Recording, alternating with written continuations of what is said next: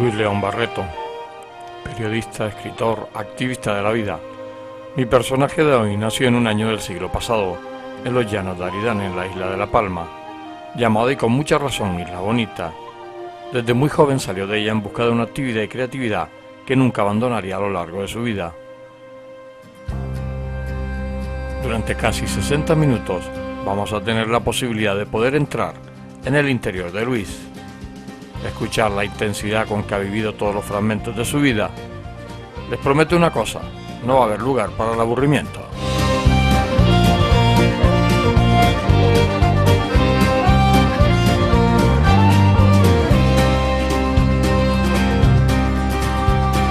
Southern bound from Glasgow town, she's shining in the sun. Mascots to Mercy, on a border run. Luis, tú naces en La Palma. ¿Cómo recuerdas tu paso de niño por La Palma? Pues era una época muy diferente. La Palma era una isla bastante incomunicada con el exterior, una isla muy rural. En aquella época era una isla pobre porque vivía así del plátano, pero también todavía había muchos cultivos, digamos, de subsistencia, de secano, ¿no? No estaban totalmente extendidos los riegos, los regadíos como hoy en día, y era una isla pobre, en el sentido de que realmente el cambio de La Palma ha sido en los últimos 20 años, diría yo. Entonces yo nací en los llanos, bueno, realmente no nací en los llanos de Aridane, nací en Santa Cruz de La Palma, por una razón. El año en que yo nací, el año 49, había un volcán, el volcán de San Juan, que duró bastante tiempo. Y a las mujeres que iban a dar a luz las llevaban a la capital para que dieran a luz en la capital. Entonces yo nací en Santa Cruz de La Palma, aunque mi padre, que es muy patriota de los llanos de Aridane, pues por supuesto me apuntó en el registro de los llanos de Aridane. Sí. Y era una isla en la que la gente joven, los niños, pues jugábamos en la calle perfectamente. Jugábamos al fútbol, al escondite, a los boliches, en fin. No había mucho coche por allí. No, prácticamente pasaba uno de vez en cuando. Pasaba uno cada hora, ¿no? Más o menos. Y era todo muy distinto, ¿no? Es decir, realmente era una isla que no tenía turismo, no tenía playas. Allí lo importante era la agricultura, las tradiciones, las leyendas, la oralidad.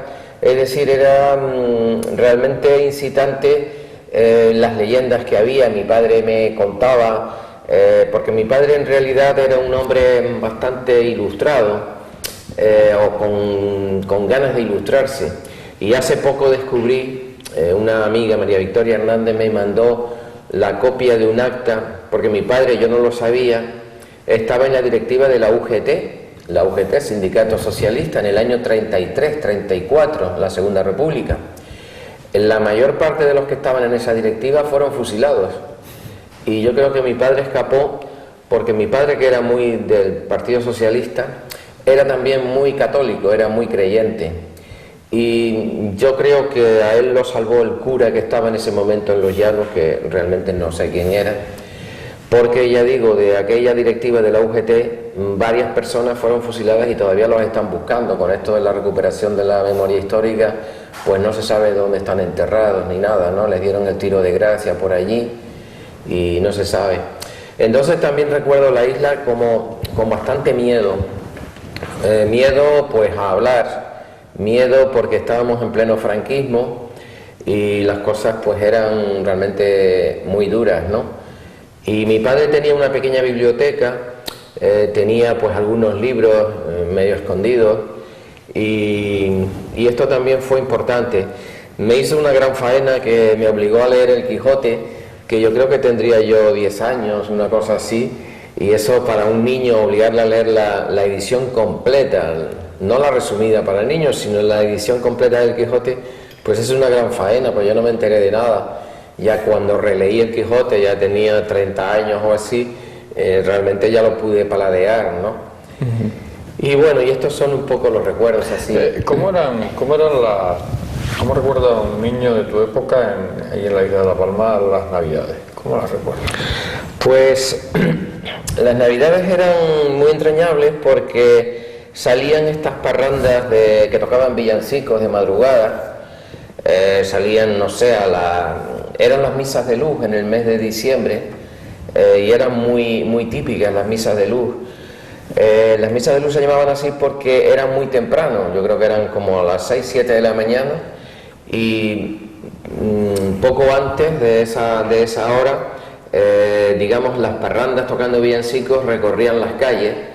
A veces tenían que salir corriendo porque llovía, efectivamente. La gente les daba una copita de coñac o de mistela, que es este licor tan de Navidades, y un rosquete, un dulce, en fin, para el frío. Y sí las recuerdo como algo entrañable, ¿no? Se reunía todo el pueblo en la iglesia la noche del 24, que era pues una noche grande, y la Navidad era muy divertida porque se tocaban villancicos dentro de la iglesia, ¿no? Y realmente todo era sumamente ingenuo. Hacíamos los nacimientos en las casas, íbamos a buscar musgo para, en fin, adornar el nacimiento. Los helechos y las pitas. Los helechos, las pitas, sí.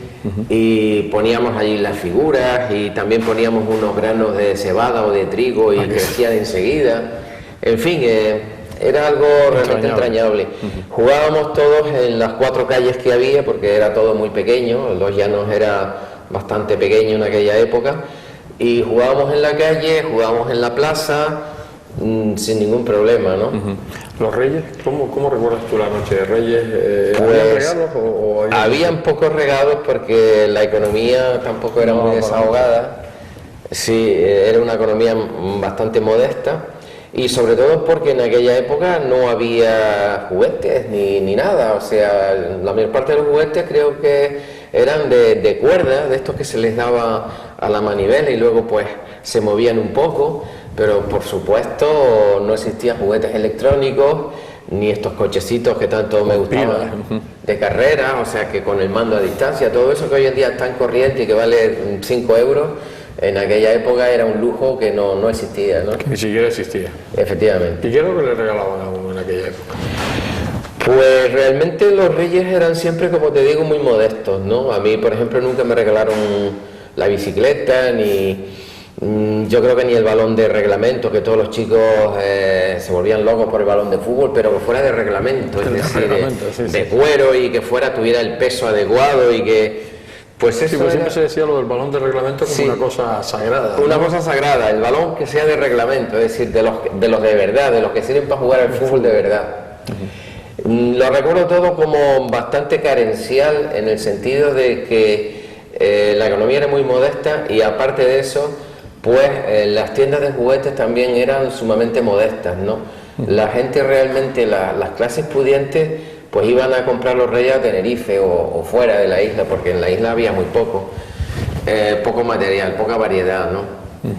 ¿Tu llegada al colegio cómo fue? Bueno, yo estudio en colegios públicos hasta que ya empiezo, digamos, a los 10 años se hace el ingreso en lo que era el bachillerato de la época, en una academia privada que era el único centro que había en media isla, que era la academia de don Pepe Lavers. Lavers es un apellido irlandés que era un descendiente en fin, de gente anglosajona, digamos, ¿no?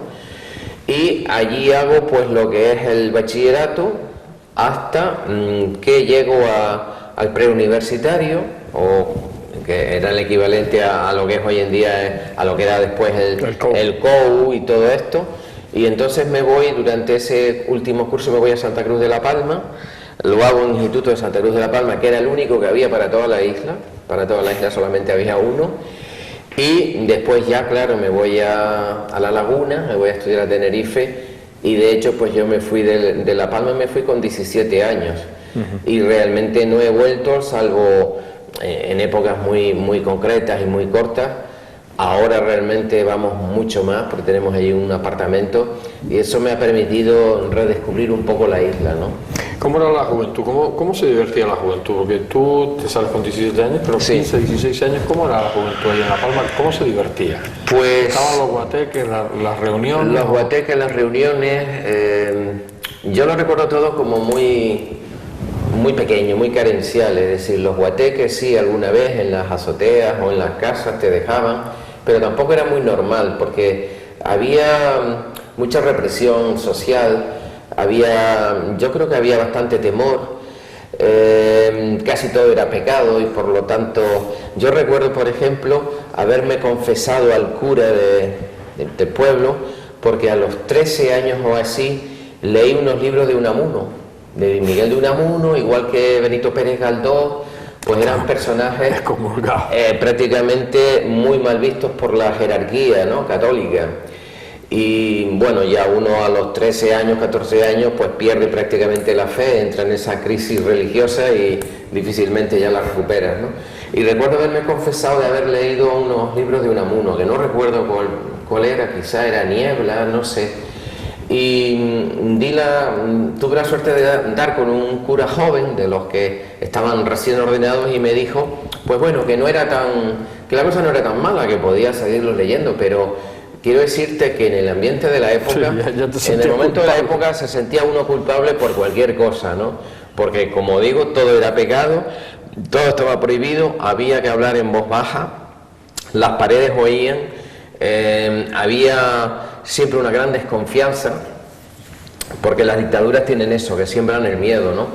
Y La Palma era una isla, curiosamente, con una ascendencia liberal, librepensadora, republicana. Hubo mucha masonería, sobre todo en Santa Cruz de la Palma, y era una isla ilustrada, era una isla que tuvo más de 100 periódicos.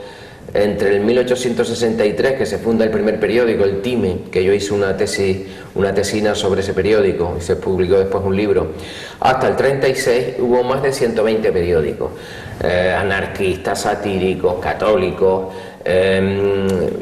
republicanos, de izquierda, de derecha, y en fin, y en ese contexto me venía bien ese ambiente, digamos, porque de alguna forma todavía había un espíritu ilustrado y con apetencia de cultura, pero había bastante miedo. Tanto es así que yo recuerdo que escribía yo en el diario de avisos con 15, 16 años, y el alcalde de mi pueblo, que era un señor de Falange, como es lógico, me llamó con mi padre delante para decirme que como siguiera escribiendo en el periódico me metía 3 días en el cuartelillo, porque evidentemente yo hacía como una especie de pequeña crítica local, alguna cosa que estaba mal, en fin, si las fiestas del pueblo pues yo que sé, no habían salido bien, pues lo decía. Y el alcalde le dijo a mi padre y a mí también, como el chico sigue escribiendo en el periódico, lo meto 3 días en el cuartelillo. La verdad que eso te asusta mucho cuando tienes esa edad, cuando tienes 15, 16 años, pero lo cierto es que seguí escribiendo en el periódico. ¿Tú te vas a Tenerife con 17 años? Sí. ¿Cómo empieza la vida allí? Porque es como si te vas a la gran isla, sí. De repente es otro mundo, ¿no? Es otro mundo completamente distinto, es descubrir el mundo, claro. Yo me fui a estudiar Derecho, porque mi padre quería que fuese juez, porque mi padre trabajaba en el juzgado de auxiliar y quería que yo hiciera Derecho. Y empecé Derecho y la verdad que lo llevaba muy bien, porque recuerdo que en primero éramos 60 y tantos alumnos, muy pocos también, y de esos 60 y tantos solo 12 aprobamos en junio, todas las asignaturas, y entre esos 12 estaba yo. Empecé en Derecho, pero al poco de empezar Derecho pusieron una sección de la Escuela de Periodismo de Madrid, Escuela Oficial de Periodismo se llamaba, y entonces yo enseguida me entra, como si dijéramos, la jiribilla por el periodismo, porque ya yo había estado escribiendo en el diario de avisos en Santa Cruz de la Palma, y me presento al examen de periodismo, al examen de ingreso, apruebo, y empiezo con el periodismo. El periodismo fue el mundo que realmente me pareció fascinante, porque al poco tiempo de estar ya escribiendo, trabajando, estudiando en la Escuela Oficial de Periodismo de La Laguna, empiezo enseguida a escribir en los periódicos de Santa Cruz de Tenerife, el periódico La Tarde, que ya no existe, es un periódico bastante literario, y el periódico El Día. En el periódico El Día estuve como ayudante de redacción, estuve como año y medio, y ahí me pagaban lo que era un dineral para la época, porque eran 10.000 pesetas del año 68, 69, 70, me permitía tener un apartamento al lado del estadio Eliodoro Rodríguez López, en la calle López de Vega, y tenía plena independencia económica, incluso ahorraba dinero para mandárselo a mis padres, ¿no? Y ahí fue ya, digamos, mi abandono progresivo de la carrera de Derecho, que ya la fui dejando y solo me dediqué al periodismo.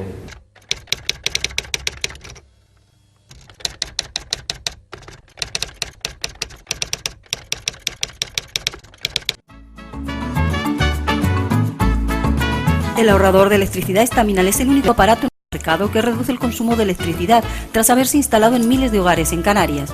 No deje que su factura de electricidad afecte su economía familiar.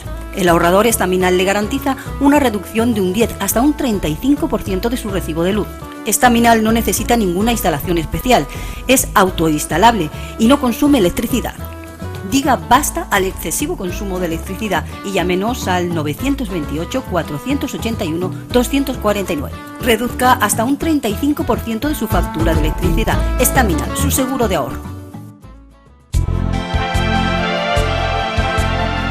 Uriarte Asociados, la firma de abogados con más resolución de casos favorables en Canarias, que ofrece los servicios de asesoría laboral, despidos, contratos, conciliaciones. En civil, divorcios, convenios, reguladores y mercantil, administración concursal y arbitrajes. Uriarte Asociados, dirigido a empresas 100% éxito en descuelgue de convenios colectivos, únicos en España en la eliminación del IBI, cláusula suelo consiguiendo devolución de lo pagado de más, reclamación preferente SISUA. Somos la solución a tus problemas. Visítanos en Triana 84 segundo G o llámanos al 928-362-121 o al 697-457-706. Uriarte Asociados. Somos la solución a tus problemas. Ahorrador de electricidad Estaminal. Tras muchos años de implantación en Canarias, les ofrecemos la posibilidad de ahorrar de un 10 hasta un 35% del consumo de su factura de electricidad. Tenemos un ahorrador que se adapta a sus necesidades, sea cual sea su tipo de negocio o industria. Muchos ahorradores puede encontrar en el mercado, pero solo Estaminal ha demostrado su eficacia. No deje que los gastos abusivos de electricidad afecten su economía de negocio. Pídanos presupuesto sin compromiso al 928-481-249. Ahorrador de energía Estaminal, la solución a sus problemas de exceso de consumo.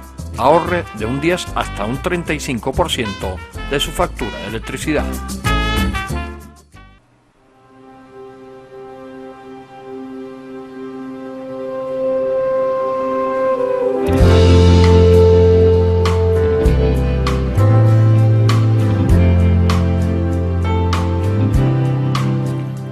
Llevamos unos minutos con él. Su sencillez, pero a la vez elocuencia de palabra, nos relaja y nos transporta a una dimensión que realmente nos hace convivir con sus experiencias y vivencias en forma tal que no podríamos diferenciarlo de su persona. El hilo de su conversación, que en ningún momento se permite un momento de divagación o desconcentración, que por cierto alguna vez me he encontrado con algún personaje anterior entrevistado, me deja maravillado y refuerza la total atención hacia él. Vamos a seguir escuchándolo.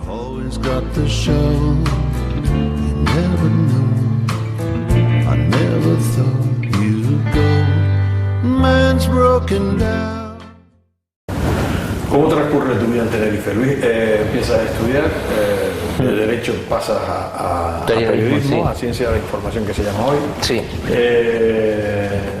¿Estudias la carrera? No la puedes estudiar entera ahí, porque en Tenerife no se estudiaba. Sí, bueno, se estudiaba el plan de 4 años, que era el plan, digamos, intermedio, porque todavía en aquella época no existía la facultad en Madrid, solamente existía la escuela. La Facultad de Ciencias de la Información fue posterior. Luego convalidé los estudios y finalmente soy licenciado en periodismo por la Universidad Complutense de Madrid, porque hice una tesina y tal.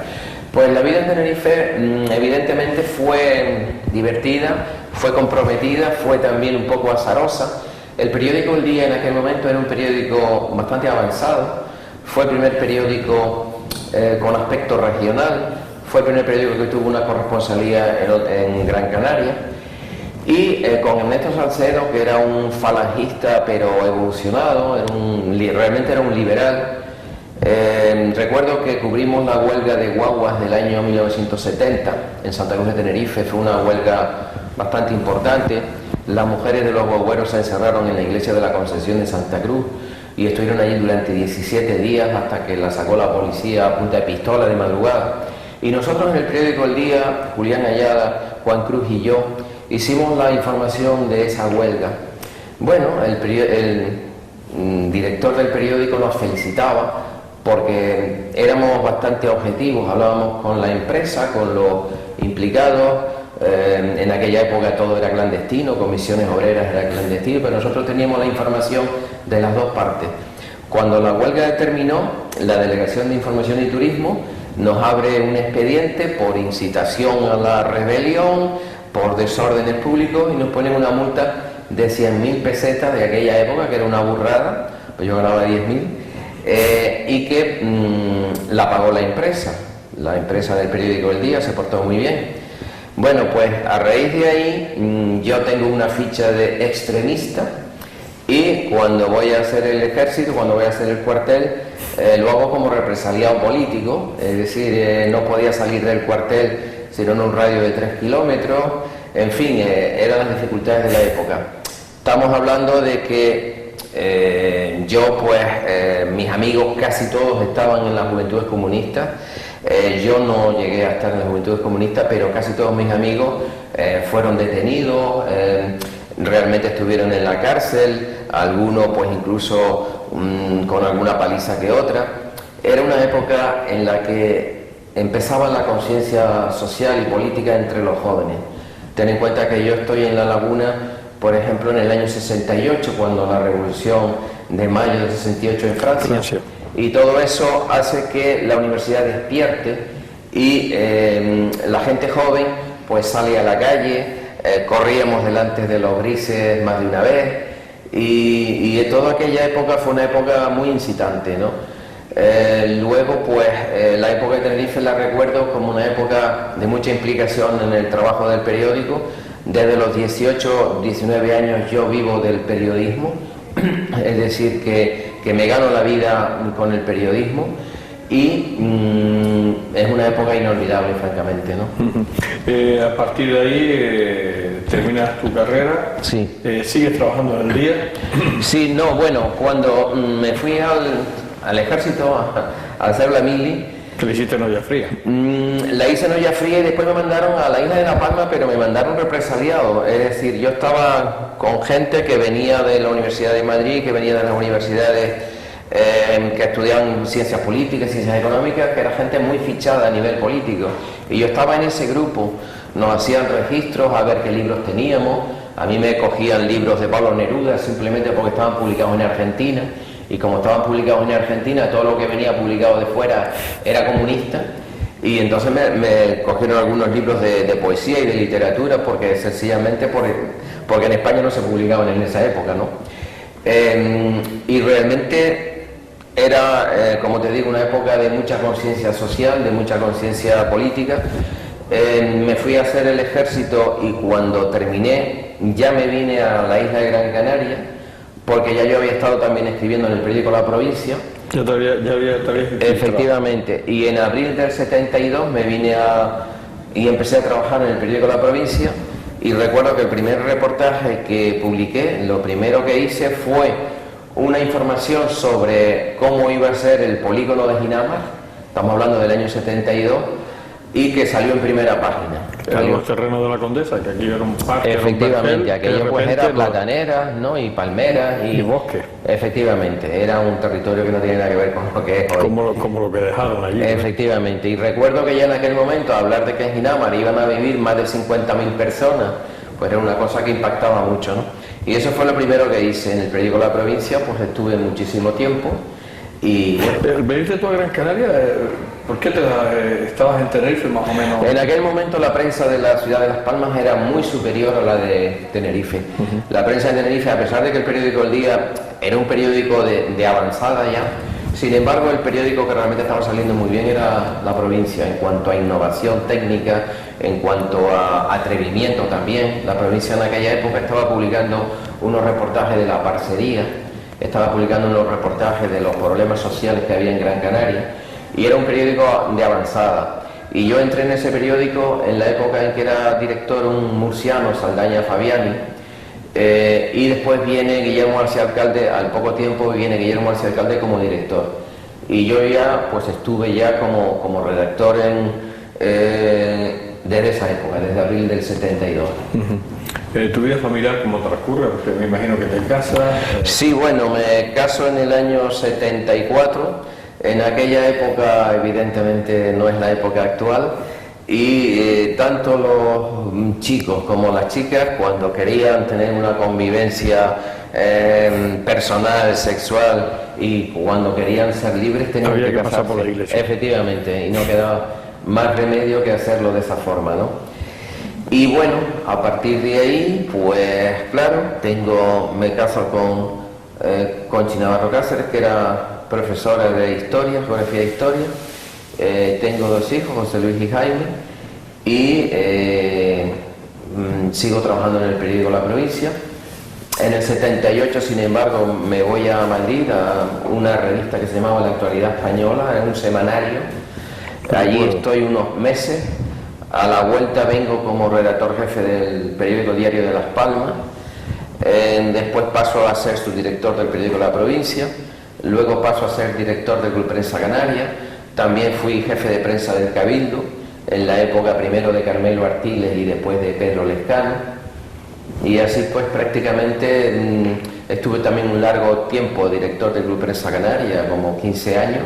En esa época pues organicé como 200 y pico exposiciones, muchos debates, muchas presentaciones de libros, mucha implicación cultural, porque el club funcionaba como un centro de animación cultural. El Club Prensa Canaria creo que fue un foco cultural de primer nivel en los años en que funcionó, y creo que realmente fue, como si dijéramos, el Hyde Park Corner de la ciudad de Las Palmas, el lugar donde se intercambiaban las ideas, como en Londres existe esa esquina del Hyde Park para que todo el mundo se exprese. Pues el Club Prensa Canaria fue un lugar de expresión abierta y democrática, ¿no? Tu encuentro con la escritura, con tu faceta de escritor, aunque tú ya siempre te dio por escribir, ya desde los 15 años. Sí, desde los 15 a 16 años ya escribía. Escribía en el periódico Diario de Avisos, estando ahí en la isla de La Palma todavía. Realmente cuando empecé a escribir más seriamente, cuando realmente empecé a escribir literatura, fue en un verano en que estaba yo en Londres. En Londres viví 5 meses, porque yo sí tuve la inquietud de conocer Europa pronto, y con 18 años me voy a un campamento de trabajo en el sur de Francia, y estoy allí unos meses. Cuando termina ese campamento de trabajo hago autostop por todo lo que es la Costa Sur, que es un sitio fantástico, impresionante, de gente de mucho nivel económico. Llego a Italia haciendo autostop, vuelvo a Barcelona haciendo autostop, eso con 18 años. Con 19 me fui a Londres. En aquel momento lo único que podían hacer allí los españoles era lavaplatos y camareros, y eso fue lo que hice, no querían los ingleses, lavando platos y camareros. No tenía ni idea de inglés, porque yo había estudiado francés, no inglés, y mi conocimiento de inglés era prácticamente inexistente.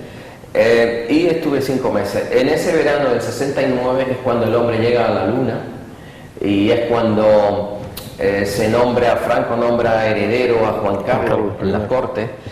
Pues empiezo a escribir un libro de poemas y una novela corta. El libro de poemas sorprendentemente ganó el premio Julio Tobar en Santa Cruz de Tenerife poco tiempo después, Y la novela corta estuvo a punto de ganar el premio Sésamo de novela corta en Madrid y no gané porque en la última votación quedamos 3-2. Yo saqué 2 votos y el otro señor sacó 3. El otro era un señor de Palma de Mallorca, pero tuve, digamos, la suerte de que uno de los que votaron por mí es Manuel Vicente, famoso columnista del periódico El País, porque le pareció un texto, digamos, rompedor. Era un texto que hablaba de la juventud, de la política, de la politización, también del sexo, y claro, eran temas que en aquella época eran intocables. Se intentó publicar como novela corta, como novela, fue rechazada por la censura, sin dar ninguna explicación, es decir, todo el contexto del libro no se pudo publicar nunca. Nunca se llegó. Nunca se llegó a publicar. Lo que ocurre es que me dio, digamos, el pie para hacer la primera novela que sí ya se publicó, que fue Ulrique tiene una cita a las 8, que se publicó en el año 75 en Acal Editor, una editorial de Madrid, y que ganó el premio de narrativa Pérez Galdós en el año 76. Es decir, que realmente lo primero que escribí fue un libro de poemas que sí se publicó, que era un libro de poemas en el que hablaba pues de la guerra del Vietnam, de las inquietudes sociales. Se llamaba el libro Crónica de todos nosotros, era un poco un testimonio, digamos, coral de mi época, ¿no? Y a partir luego la del novela 75 es cuando... Efectivamente, a partir del 75 pues ya empiezo a publicar con bastante regularidad. Lo primero que se publicó fue en el 73, fue el libro de poemas Crónica de todos nosotros, en Inventarios, una editorial que existía aquí en Las Palmas, Inventarios Provisionales, y a partir de ahí ya publico con bastante regularidad. De ahí surge Las Espiritistas de Telde, que eso es un poco... Es posterior, Las Espiritistas es del año 81, gana el premio Blasco Ibáñez en Valencia. Era la primera vez que un escritor canario ganaba un premio de cierta importancia en la península, en Valencia, y a partir de ahí realmente esa novela pues tiene mucho éxito, se publica muchas veces, se traduce a 5 idiomas, hay un arreglo teatral, hay un proyecto de hacer película que realmente todavía no se ha concretado finalmente, pero a partir de ahí realmente me meto bastante en la literatura, sí. Que yo me imagino que la literatura, más que dar dinero, da mucha satisfacción personal. Sí. Porque tú, en tu caso, que eres un escritor en mi caso, afamado. hay un libro que sí me ha dado dinero, que es Las Espiritistas de Telde, ¿Y porque el resto? se ha publicado, el resto prácticamente no da. No da, ¿no? Son 25 libros que tengo y solamente uno me ha dado dinero y me ha dado prestigio, ¿no? Que es ese, Las Espiritistas, que es un libro muy leído y muy metido en el pueblo, ¿no? El resto, pues como dices tú, son satisfacciones personales, pero no dinerarias, ¿no? Tu vida transcurre en Gran Canaria, siempre muy ligado al periodismo, porque tú fuera Sí. del periodismo, Realmente de esos trabajos o que son periodísticos, son políticos, de resto tú no has salido de esa actividad. No, el periodismo ha sido la actividad mía. Tu vida. Y en cierto modo lo sigue siendo porque todavía colaboro en prensa, tanto de papel, en la provincia todavía estoy vinculado con el periódico La Provincia, como en periódicos digitales, donde colaboro también, ¿no? Pero sí, ciertamente el periodismo es lo que te da de comer, claro, la literatura es algo añadido, ¿no? Porque lo de que se perdió un abogado, eso no lo crees tú. No, realmente yo hice justo la mitad de la carrera, es decir, hubo un momento en que hacía las dos, periodismo por un lado y derecho por otro. Lo que pasa es que te vas metiendo tanto en el mundo del periodismo que te absorbe tanto, además ya trabajando yo como periodista, aunque todavía no tenía la carrera terminada, pero los periódicos en aquel momento estaban hechos por gente mayor, casi todos eran falangistas que les habían dado el carnet profesional simplemente por ser del régimen. Y entonces los que veníamos de la escuela éramos gente joven, 20añeros todos, muy osados, muy atrevidos, pero que aportábamos un aire completamente nuevo a la prensa, ¿no? Y eso sucedió que realmente los que estábamos llevando el periódico éramos chiquillos, como Juan Cruz, como Julián Ayala y yo, que éramos todos 20añeros, ¿no? Yo fui compañero de Cristina García Ramos, también, que luego estuvo en Televisión Española muchos años. Estaba también estudiando periodismo Julio Pérez, que hoy en día creo que es primer teniente de alcalde de Santa Cruz de Tenerife. No sé, llegó a ser gobernador civil. Llegó a ser gobernador civil también en Santa Cruz de Tenerife, y me parece que tuvo altos cargos en Madrid a nivel jurídico. En fin, estuve en todo eso, ¿no? Y sí, el periodismo fue realmente incitante porque se veía venir un cambio de estilo y un cambio de sociedad, ¿no? Nosotros veníamos contra el franquismo, que evidentemente era algo ya muy decadente, y ya había un aliento por la libertad y por la democracia, ¿no?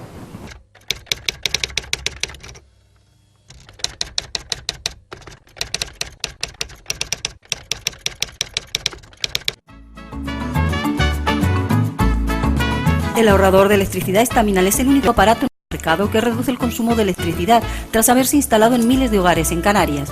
No deje que su factura de electricidad afecte su economía familiar.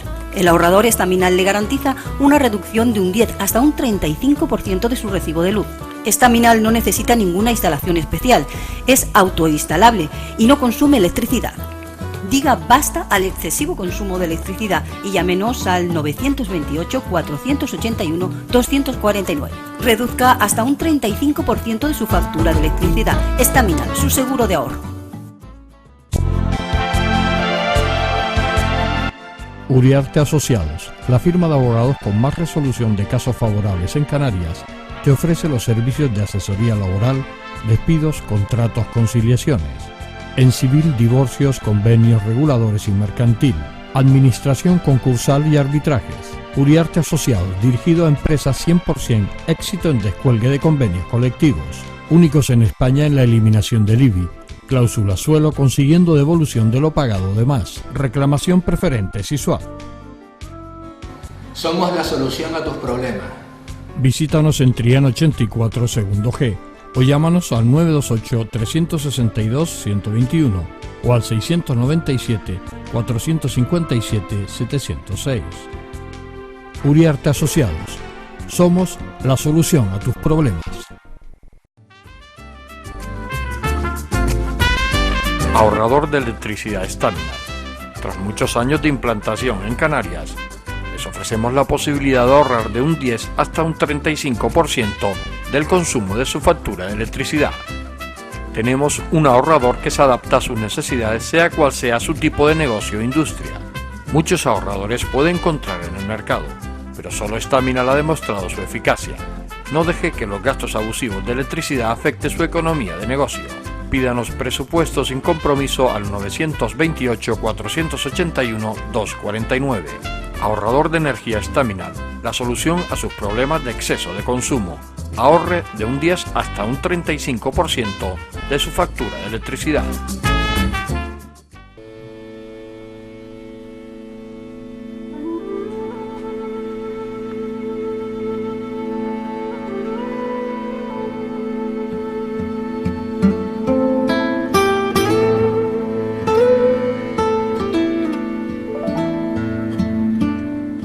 Su relación con el periodismo ha sido intensa y aún hoy, a pesar de su alejamiento de las rotativas, sigue ejerciendo su labor de investigación.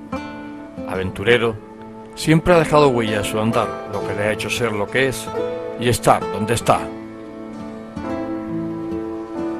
Siguen pasando los minutos y reconozco, señores telespectadores, que podría estar muchas horas y horas escuchándolo sin parpadear y sin dejar de archivar en mi cerebro cada palabra y cada frase que saliera de sus labios. Before people had cars, we'd sit round the fires, pass around the guitar, remembering songs. Estamos en la actualidad, Luis. ¿Cómo te sientes en la actualidad? Pues me siento bien, me siento muy bien, porque, en fin, estoy dedicado exclusivamente a escribir. Porque tú te prejubilas hace muy poco. Sí, bueno, hace ya una temporada. En realidad tenía esa compulsión del escritor canario de salir de la isla y de estar fuera, etcétera. Esa llamada que uno siente tantas veces. Y entonces pues nos fuimos a Madrid, estuvimos allí 5 años.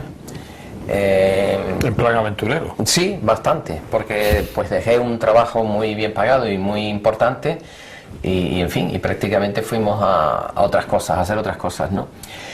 Y bueno, son decisiones que a veces tiene uno que tomar. Puede que uno luego se arrepienta de cosas, pero en definitiva son cosas que las tienes que hacer. Como diría Jorge Luis Borges, que tenía una frase muy simpática al respecto, dice: si yo volviera a nacer, volvería a cometer los mismos errores. Bueno, en definitiva son cosas, ¿no?, que suceden. Lo cierto es que estoy dedicado exclusivamente a escribir. Vivo, comparto la vida con Rosario Valcárcel, que es una escritora que ha empezado a publicar recientemente, pero que ya en estos pocos años ya tiene 5 o 6 libros, sobre todo de literatura erótica, que es una de las pioneras de la literatura erótica, realmente la pionera aquí en Canarias. Y escribiendo y siempre urdiendo cosas, imaginando cosas. En fin, eso es un poco la vida actual, ¿no? Luis, a lo largo de tu vida, ¿te arrepientes de algo que hayas hecho o te ha quedado algo por hacer? ¿Se te ha quedado esa espinita clavada? ¿Algo que quisiste hacer? Sí, yo creo que uno a veces actúa de una forma poco reflexiva o de una forma compulsiva, puede suceder. Y a veces pues te arrepientes más o menos de cosas que has hecho, pero si lo miras bien en el contexto, lo has hecho porque necesitabas hacerlo. Y esto de la literatura pues es una cosa también bastante arriesgada, efectivamente, en el sentido de que muy poca gente consigue vivir solo de la literatura. En mi caso pues he vivido del periodismo y de la literatura. Solamente un libro me ha dado dinero, que es Las Espirititas de Telde, como ya te dije. Y probablemente siempre te queda la duda de si no debías haber hecho las cosas de otra manera, pero bueno, era necesario hacerlas así y así las hiciste. ¿Tienes muchos enemigos? Bueno, en este mundillo de la literatura lo que abunda son las susceptibilidades, los celos, las pequeñas envidias, ¿no? Pero esto es lógico porque es un trabajo muy individual, muy solitario. Entonces lo haces en tu casa, con tu ordenador, con tu trabajo, con tu esfuerzo. Por lo tanto, lo que te motiva es un impulso muy personal. ¿Qué sucede? Aquí en Canarias pues hay bastantes escritores. La demanda cultural de nuestro pueblo desgraciadamente es baja. Las estadísticas dicen que aquí la gente va poco al teatro, poco a los conciertos, poco a la ópera, poco al cine, se compran pocos libros. En definitiva, los escritores casi chocamos unos con otros por la pequeñez del mercado, ¿no?, por la insuficiencia del mercado. Entonces, es lógico que abunden las susceptibilidades, las suspicacias, las pequeñas rencillas. Yo fui presidente de la Asociación Canaria de Escritores durante 1 año y medio y éramos 140 voces distintas, distintos enfoques, distintas susceptibilidades, muchos pequeños celos, muchas pequeñas envidias. Y en ese sentido, pues supongo que siempre hay enemigos, aunque no te los busques, pero ya digo, porque se produce ese choque de sensibilidades, porque los escritores somos muy individualistas, trabajamos muy en soledad y entonces cada cual necesita ocupar un espacio en los medios de comunicación, en las librerías, etcétera. Las librerías muchas veces esconden los libros publicados por los escritores canarios, apenas los muestran. Hace 15, 20 años sí se mostraban y había una demanda mayor de la obra literaria escrita en Canarias. Yo creo que hoy en día la salida es meterse en los colegios y escribir literatura infantil, que eso es prácticamente lo que están haciendo los nuevos escritores, porque realmente en las librerías cada vez tenemos menos presencia. ¿Tienes muchos amigos?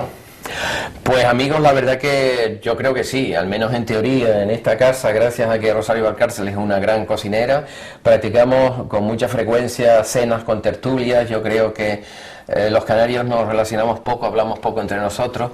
Por aquí han pasado en 5 años 350 personas distintas, que se dice pronto, y entre ellos pues catedráticos de universidad, profesionales de todas las gamas, amigos de tiempo atrás, en fin. Pues no cabe duda que en teoría tenemos bastantes amigos, ¿no?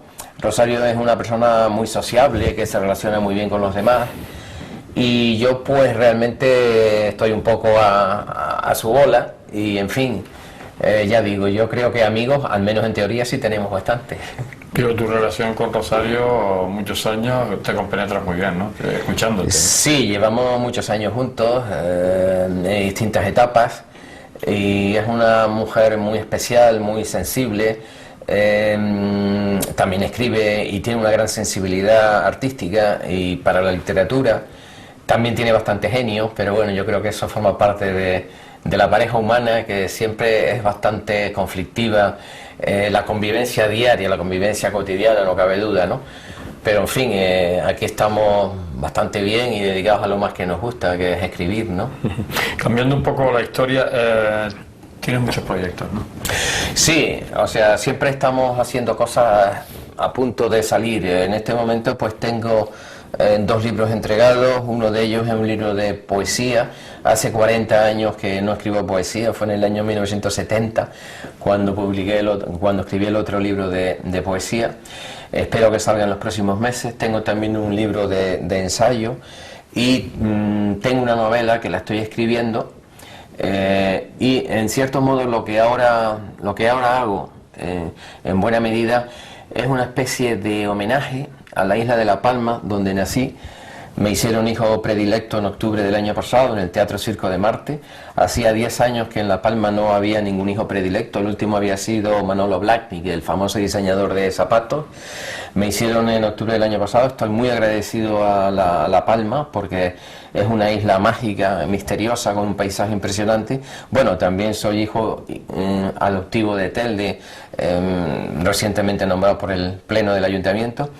Y lo que estoy haciendo ahora, en cierto modo, es una especie de homenaje a la infancia, a los recuerdos, a aquel paisaje, a aquel espacio, a aquel tiempo, a aquel lugar.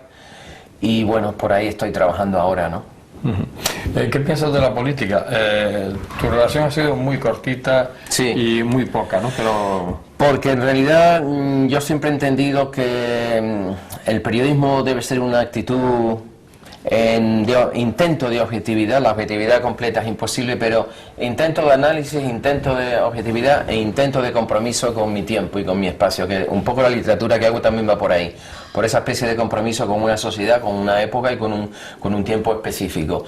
Entonces algún alcalde de la ciudad de Las Palmas pues me ha llamado diciéndome: pero Luis, ¿cómo te metes conmigo? ¿Por qué dices esto?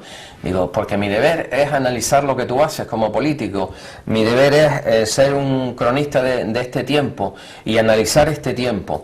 La clase política que tenemos en general se puede decir que es bastante mediocre y que no está acostumbrada al juicio analítico, sino que lo que pretende siempre es que le digan que lo hace muy bien y que le adulen, ¿no? Yo creo que hay que hacer otro tipo de cosas. Hay que hacer un periodismo de observación de la realidad y de análisis de la realidad.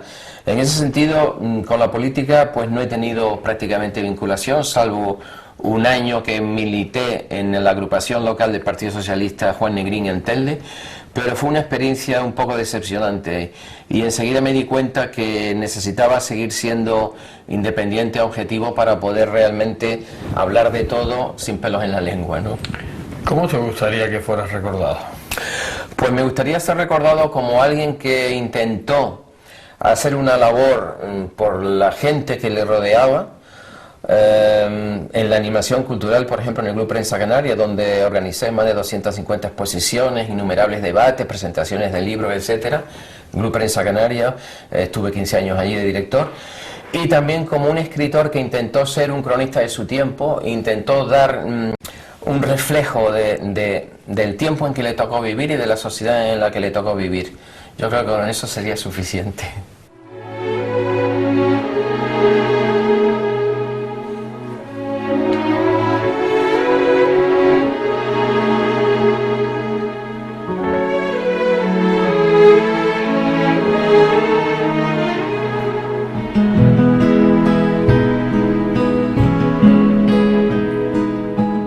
Hemos llegado al final.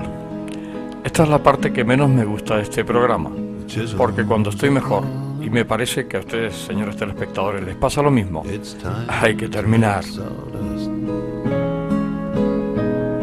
Steely reminders of things left to do.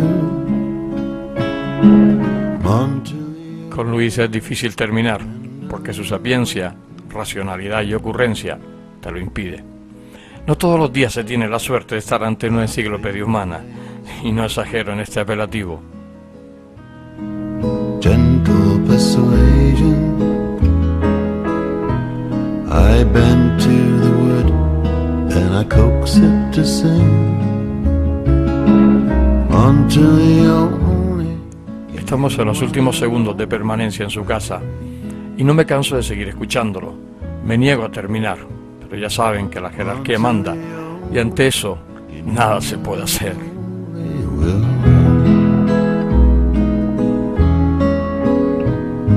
The rain on the window, the snow on the gravel, the seasons go by to the songs in the wood. Luis León Barreto, periodista, escritor, poeta, hombre solidario, amigo. ¿Qué puedo decirte en estos últimos momentos? Pues posiblemente pido para ti más reconocimientos de los que hasta hoy te han hecho. No cambies nunca.